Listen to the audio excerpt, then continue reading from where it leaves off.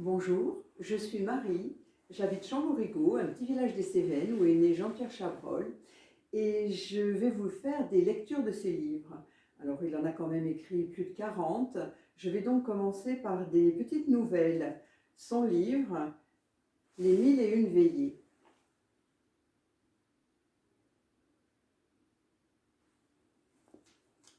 Je vais donc commencer par la première. C'est un livre qu'il a écrit et qu'il dédie à Élisabeth. Élisabeth est sa dernière épouse, c'est aussi sa veuve. Et la première nouvelle, il nous ouvre son livre avec une petite introduction.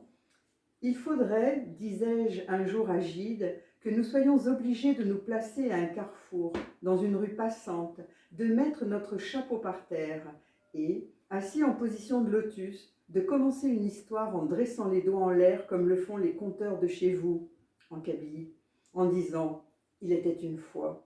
À partir de ce moment-là, les réputations ne seraient pas faites par des coteries, par des sociétés. Elles ne résulteraient que de la valeur véritable du conteur. Jean Giono. C'est donc un livre qui est dédié à Élisabeth.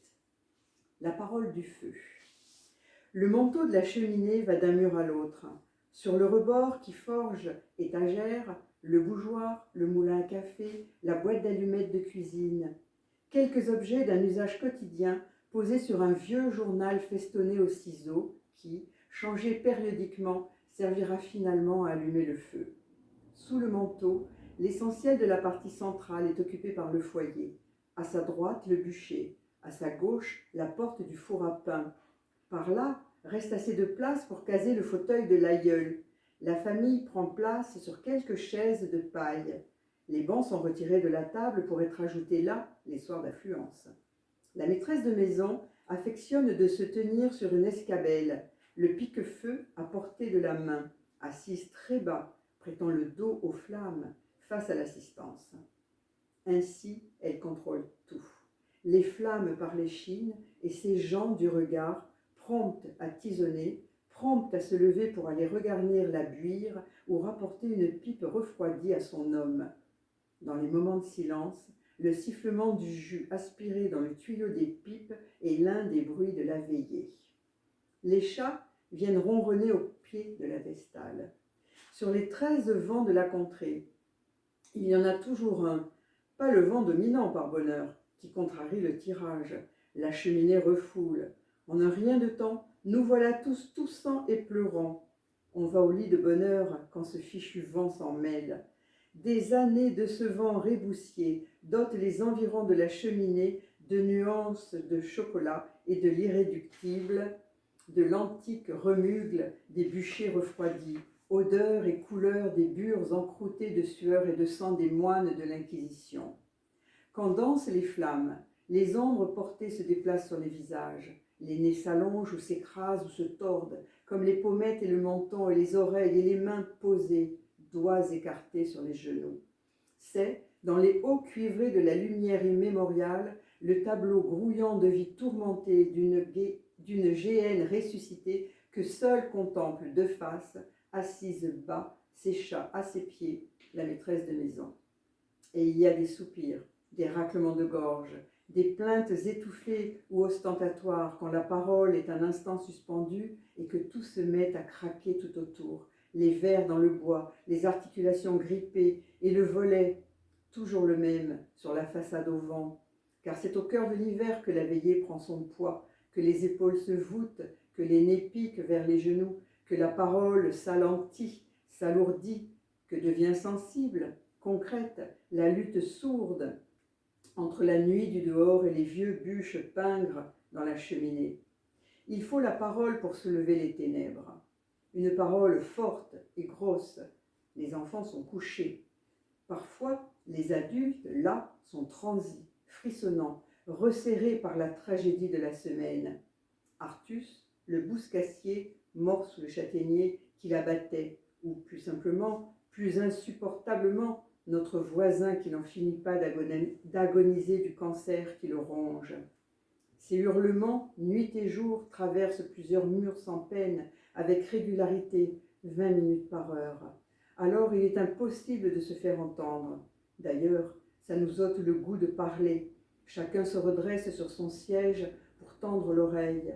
C'est, malgré nous, comme si nous attendions fébrile, comme si notre attention fébrile allait atténuer cette douleur vociférée. Ça donne à penser, comme si l'on avait l'oreille collée sur la porte de la salle des tortures au plein temps de la Sainte Hermandade. Parfois, la veillée se désordonne. On descend à l'écurie où la vache vèle.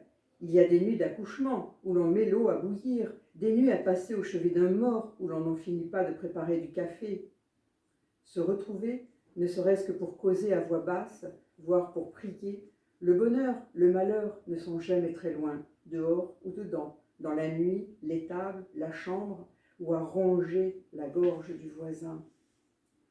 Jadis, une très vieille dame m'a conté.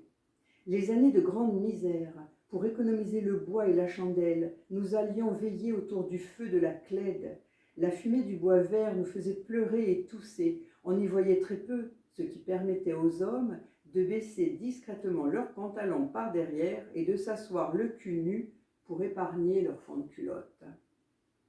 Par bonheur, je suis née trop tard pour subir les grandes misères, mais j'ai vu fonctionner les dernières clèdes, ces petites constructions à un étage où, l'hiver, on entretenait pendant des semaines un feu de bois vert. On n'y veillait plus, mais on y séchait encore de maigres récoltes. C'est assez pour que j'imagine le cercle des ombres accroupies à peau nue sur les bancs de fortune, une planche sur deux cailloux.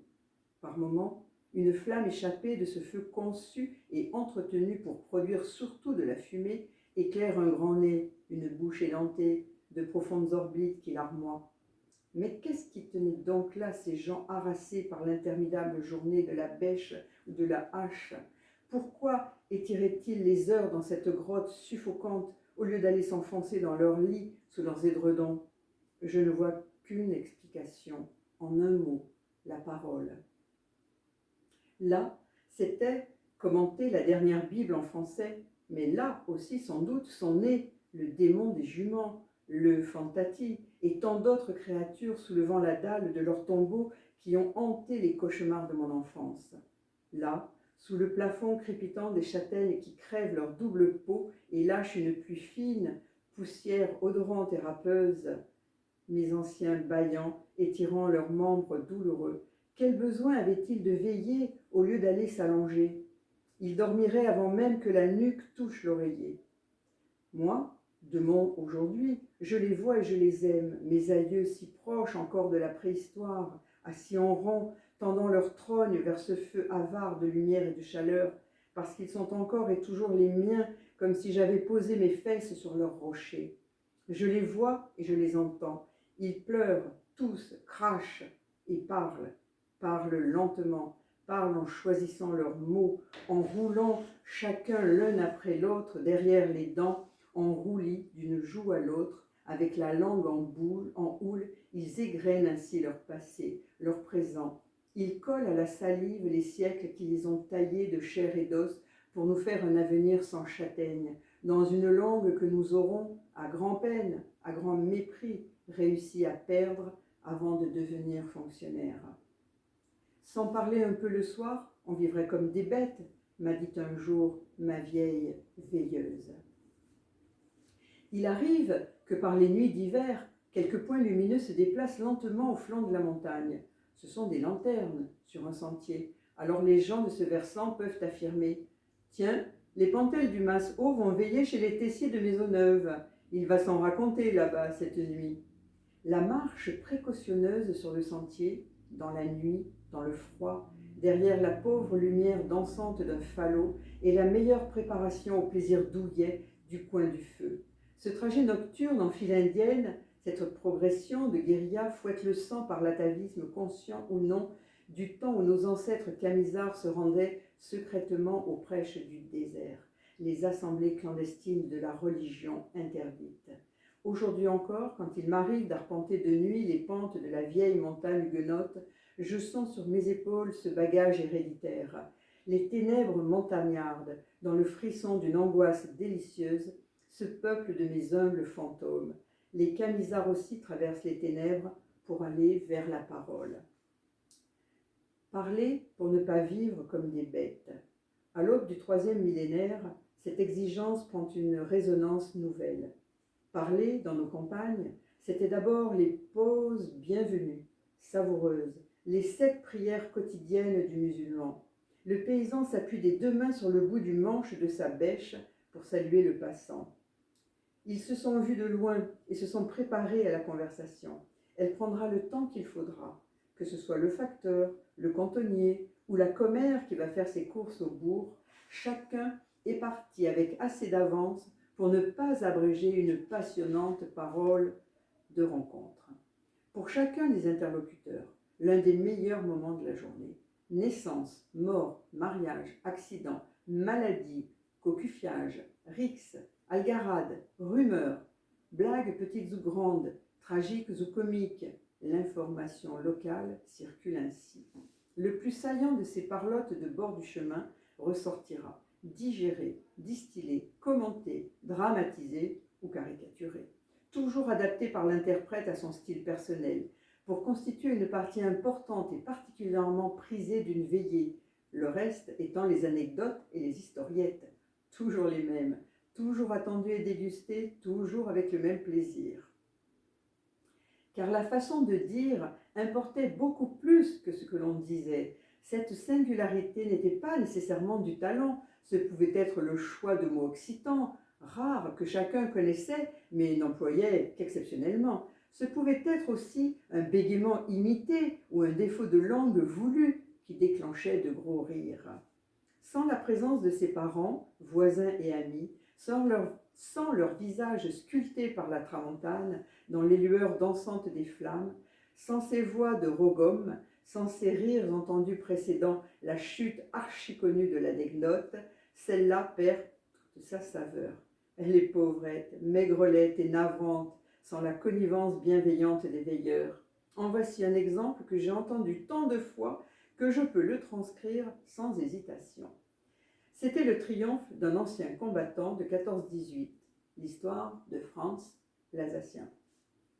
Mon capitaine avait pour ordonnance un jeune paysan alsacien nommé Franz. Il écorchait le français parce que sa langue natale était une sorte d'allemand. Là, les rires commencent, les rires épais de ces Occitans dont le français n'est pas la langue natale et qui surtout connaissent déjà la chute. Mon capitaine l'envoie un matin porter un pli au colonel. Il lui demande au retour comment il a trouvé l'officier, et Franz de répondre « Le colonel, mon capitaine, il est crevé. » « Voyons, Franz, d'abord il faut dire « il est mort ». Ensuite, tu dois te tromper. Si le colonel était mort, je le saurais. Mais non, mon capitaine, il n'est pas crevé, mort. Il est crevé avec son plume. Et le conteur d'expliquer encore une fois. Il voulait dire que lorsqu'il lui avait apporté le pli de son capitaine, le colonel était en train d'écrire avec sa plume. Mais le cercle autour du feu était déjà en train de s'esclaffer en se tapant sur les cuisses. Mes Occitans, ils étaient puristes en français. Ils avaient eu tellement de peine à l'apprendre qu'ils se surveillaient mot après mot quand ils l'employaient, le plus rarement possible et dans des occasions solennelles, administratives. Le français, c'était pour nous comme le latin pour l'Église catholique et romaine. Nous en étions jaloux. On était aussi sourcilleux sur le savoir-vivre, le nôtre en somme, sur ce qui était gratuit, le parler, la politesse. Le paix, par exemple, était mal vu, disons mal senti, s'il était coincé, fuyant, hypocritement délétère. En revanche, s'il était annoncé, baritonnant et de peu de puanteur, il pouvait être salué, pouvait même amorcer un concours si les femmes présentes ne protestaient pas trop, ou alors si elles exagéraient l'indignation, pouffant dans le dos des péteurs pour les exciter. Ce mélange subtil de pudibonderie et de truculence était ainsi difficile à définir avec ses limites invisibles mais respectées, ces tabous secrets dont l'inobservance, même étourdie, pouvait vous exclure à jamais de ces réjouissances rugueuses. La créature classée méchante langue n'était pas invitée, ou alors seulement pour lui régler son compte. Et encore, sournoisement, par allusion vipérine ou sous-entendu cauteleux. Il y avait, pour ces exécutions, des sortes d'orfèvres, anthropes corrosifs, Machiavel rustiques, instinctifs et redoutables, d'une fourberie joliment bonhomme. Leur présence était appréciée, souhaitée, mais tacitement limitée à un seul par soirée, car on ne doit jamais forcer sur le sel. Encore fallait-il que l'auditoire s'y prête. Avant d'inviter la victime, on devait préparer le terrain. Autre vedette inconsciente de nos veillées, l'abbé Turlure, un vieux curé grommelant et vétilleux que les protestants recherchaient, gourmand de ses indiscrétions et confessionnales qu'il adaptait, habillait, il est vrai, en fables moralisantes prônant une vertu qui jutait de vice. Il se régalait, le vieux roublard, quand il venait déguster le vin chaud des hérétiques. Il se sentait missionnaire pour la soirée, jouissant d'être plus attentivement, plus respectueusement écouté par ses calvinistes que par ses propres ouailles.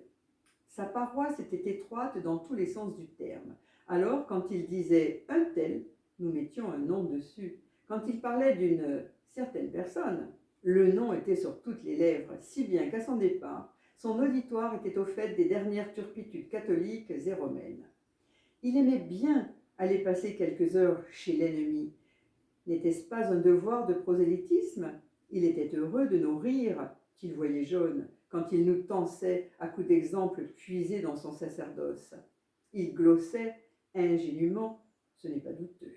Les vocables éprouvés et menteurs tombaient de ses grosses lèvres violettes qui avaient parfois, après quelques secondes silencieuses, de la peine à se décoller, se libérant d'une trace linéaire blanchâtre pour déployer encore de croustillantes vilainies à peine voilées dans la bonne conscience unilatérale et savoureuse de prêcher le bien à de sympathiques mauvais.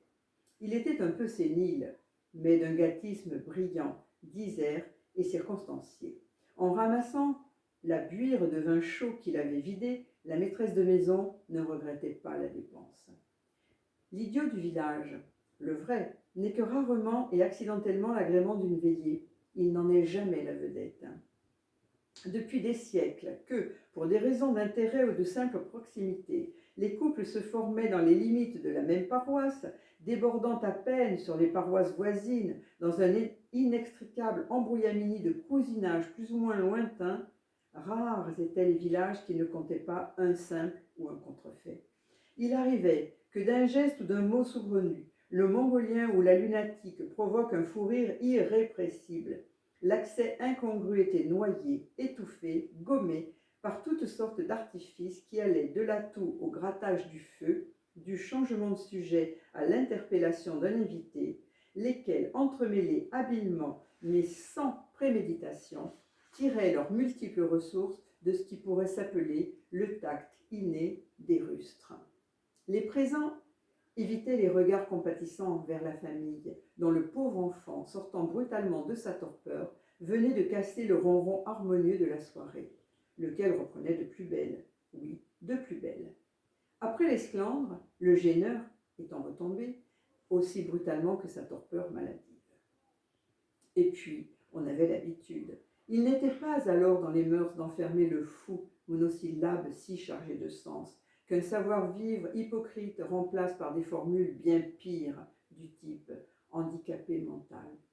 Les simples, on les nommait ainsi, erraient dans le village, poussant la porte de l'un ou chez l'autre, toujours accueillis avec une cordialité bourrue, chaque foyer plus ou moins convaincu que le royaume des cieux appartient aux simples d'esprit.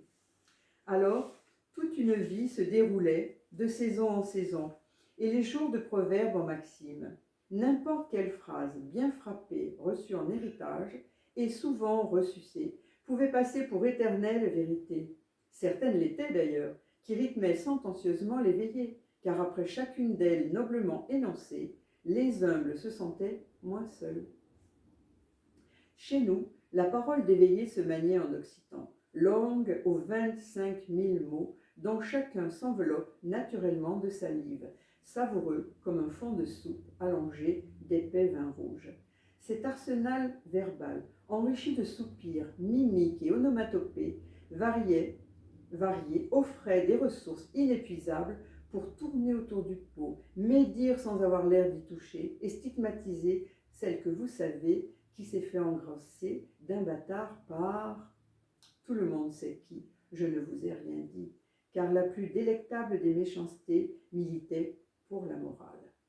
Quand la réprobation indignée mais contenue obtient contre l'absente l'unanimité par hochement de menton et yeux levés au ciel, c'est un des plus jolis moments de la veillée.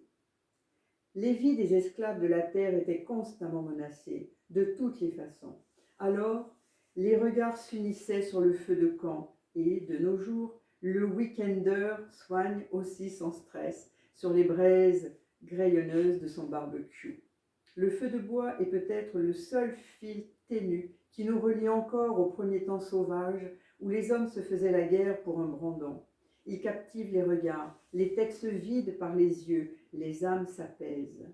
L'imprévisible et brouillon mouvement des flammes, les rouges, les jaunes, les blancs, les bleus crissant de leurs morsures au flanc des bûches, composent le paysage fascinant d'un continent fantastique interdit à l'homme. La combustion fait soudain bouger un bout de bois, et tout le monde sursaute. Le feu redevient le maître, comme au temps préhistorique. Il est le centre, la chaleur et l'autre vie, car il se nourrit de mort, de bois vert ne brûle pas. Le bois mort entretient ces longues méditations collectives, entr'acte des veillées où chacun mâchonne et rumine. Ainsi mon ami Ryota. Il a réussi, lui, et il était là, sur le banc, hypnotisé par le feu de bois, et nous entrions dans l'un de ces silences, justement. Fils de petit paysan très pauvre, il s'est lancé dans le commerce, passant de la vente des godasses sous une porte cochère aux échanges internationaux. Il s'est arrêté en voyant des lueurs indécises à ma fenêtre. Il a garé là-dessous la superbe voiture sur le cuir de laquelle il passe le meilleur de sa vie. Il nous a salués, s'est assis, il est notre vieil ami.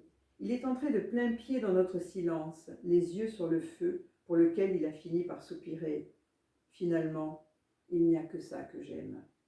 Nous avons tous compris que là, un instant, il humait son enfance, dégustant l'essentielle pauvreté. C'était une veillée ordinaire, en famille, une de ces réunions quotidiennes où les silences s'étalent, denses et las, entre gens qui se sont presque tout dit depuis toujours, depuis des siècles, car il y a plusieurs espèces de veillées. Au bas de l'échelle, le quotidien. Les parents, les aînés traînent leur lassitude autour du feu pour profiter des bûches qui ont tenu jusque-là. Ils attendent aussi que les pierres chauffées toute la soirée sous les braises, puis enveloppées dans de vieux journaux pour être glissées entre les draps, aient eu le temps de rendre le lit douillet.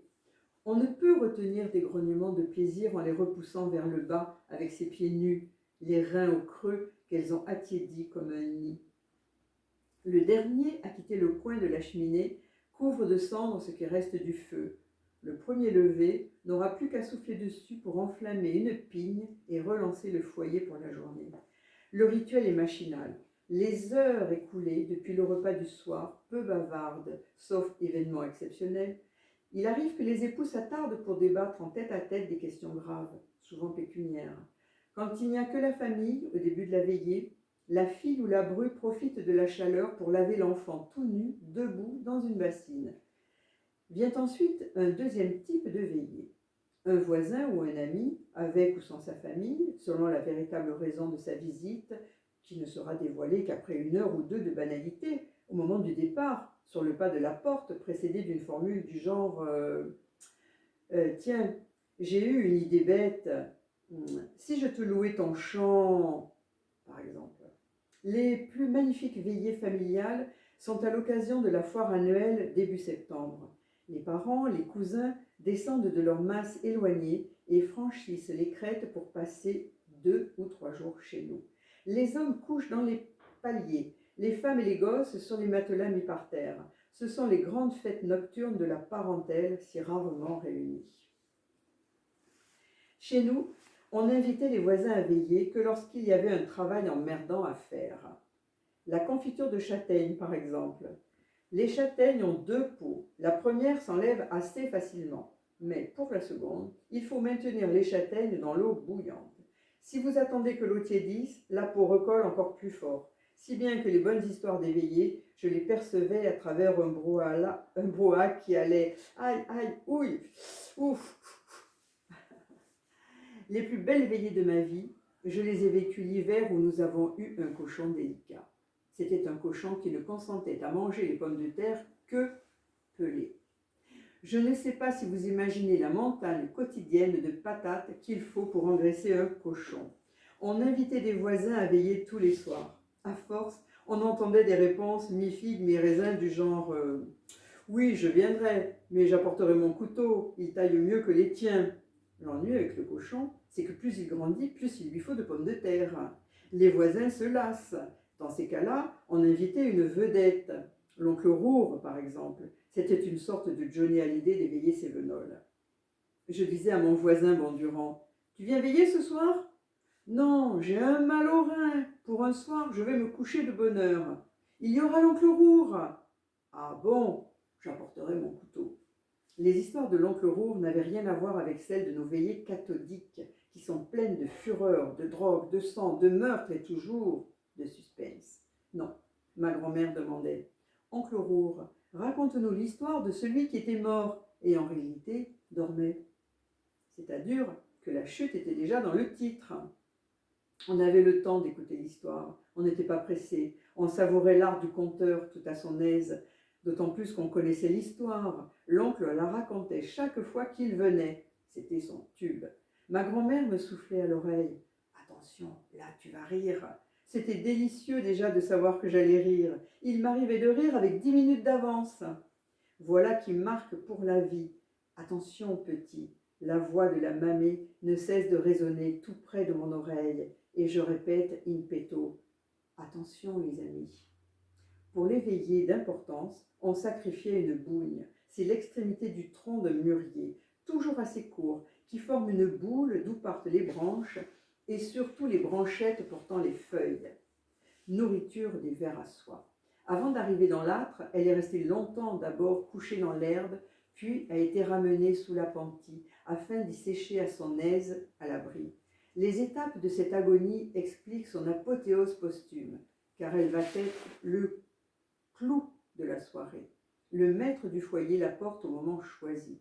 Il la tient un instant à plein bras au-dessus des 2 troncs de moindre importance qui fournissent déjà depuis 1 heure ou 2 chaleur et lueur considérables. Il lâche la lourde bougne sur ce brasier en combustion tranquille qu'elle écrase comme une bombe dans une gerbe d'étincelles. 3 ou 4 minutes après, sortent les fourmis, les grosses fourmis noires, par dizaines, par centaines. Hors de la bougne, elles rencontrent le feu, une chaleur encore pire. Alors certaines font demi-tour pour réintégrer l'une des galeries qui trouent le mûrier comme un gruyère, mais d'autres se jettent carrément sur les braises qui les dévorent en crépitant de joie, chacune s'évaporant dans une brève flamme d'un joli bleu. Le spectacle est fascinant. Il a suspendu la parole. C'était bien choisi. Quelques anciens de 14-18 hochent la tête devant ces fourmis sortant de leurs tranchées pour aller au feu. La bougne change les conversations. C'est un tournant de la veillée. Le feu règne. Sa présence, sa vie, rythme et oriente la parole. Il est l'éternel partenaire, le vrai maître de la nuit. On est à ses petits soins avec un instinct immémorial, où le discret coup de pied qui repousse une bûche vers le cœur du foyer passe inaperçu. Quand le réformateur tchèque Jean Hus brûlait sur le bûcher en 1415 à Constance, au milieu d'une foule compatissante, une bûche roula au pied d'une vieille et pauvre femme qui l'aimait et le pleurait, qui était peut-être sa mère ou aurait pu l'être. Machinalement, elle ramassa le morceau de bois et le relança dans le bûcher. Ce furent ses dernières paroles. Le feu de bois nous ramène à nos simplicité. Il y a une nostalgie des veillées dans notre fin de siècle.